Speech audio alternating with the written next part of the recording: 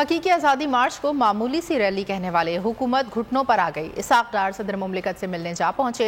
सदर आरिफ अलवी ने PTI का मौक़िफ़ दोहरा दिया कि फौरी शफाफ इंतखाबात कराए जाएं। इसहाक डार आर्मी चीफ की तैनाती पर भी बात की। बाद में वज़ीर आज़म को रिपोर्ट पेश की। फवाद चौधरी कहते हैं सदर के फैसले को इमरान खान की मुकम्मल हिमायत हासिल होगी।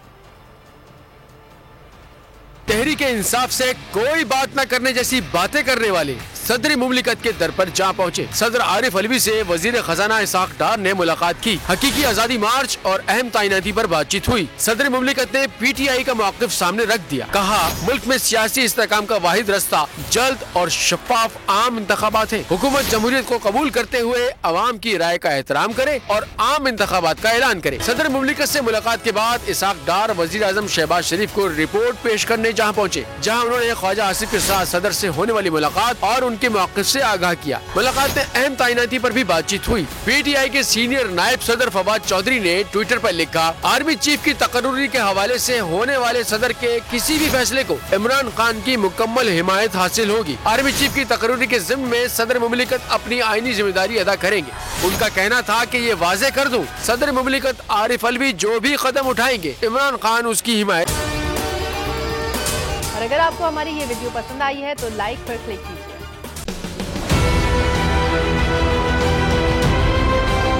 मैं आज बोल्ड टीवी वाले शोएब शेख को, उन्होंने उसकी जिंदगी को खतरा हो गया।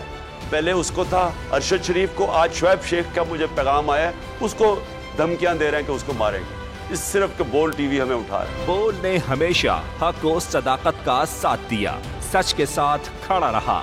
हम हैं मिसाल अब्र, मगर इस हवा से हम डर कर सिमट ही जाएंगे। ऐसे भी हमने बड़ी मुश्किलात, बड़े बड़े चैलेंजेस, सिर्फ बोल खड़ा रहा, बोल डटा रहा।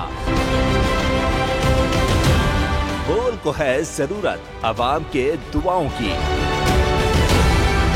इज़हार आज़ादी के लिए, पाकिस्तान के लिए, पाकिस्तानी अवाम के लिए।